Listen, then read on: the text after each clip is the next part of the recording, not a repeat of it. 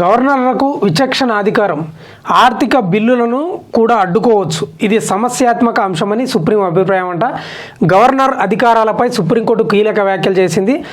Article 200 ప్రకారం బిల్లులను ఆపే అధికారం గవర్నర్కు ఉంటే, సరిగ్గా చూద్దాం, మన బిల్లులను ఆపే అధికారం కూడా గవర్నర్కు ఉంటుందని అత్యున్నత న్యాయస్థానం అభిప్రాయపడింది. ఈ అంశం కొంత సమస్యాత్మకమేనని రాజ్యాంగ ధర్మాసనం పేర్కొంది. బిల్లులకు గవర్నర్ ఆమోదం ఇవ్వకుండా వీటో చేస్తే వారు బిల్లులను కూడా అడ్డుకోవచ్చనే అభిప్రాయం వ్యక్తం చేసింది. సుప్రీం ధర్మాసనం అభిప్రాయంతో రాష్ట్రపతికి కాల పరిమితి విధించడంపై సుప్రీంకోర్టు రాజ్యాంగ ధర్మాసనం విచారణ జరుపుతుంది.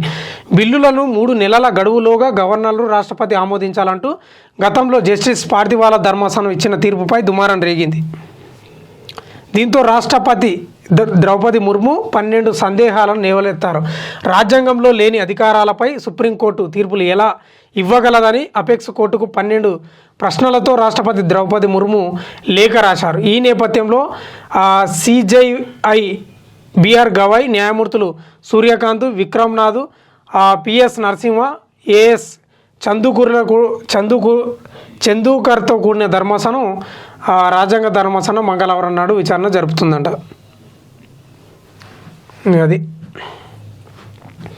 బంగాళాఖాతంలో ఉపరితల ఆవర్తన ప్రభావంతో వాయువ్య బంగాళాఖాతంలో అల్పపీడనం ఏర్పడినట్లు హైదరాబాద్ వాతావరణ కేంద్రం వెల్లడించింది. ఉపరితల ఆవర్తనం పశ్చిమ పిటిషన్ను తెలంగాణ హైకోర్టు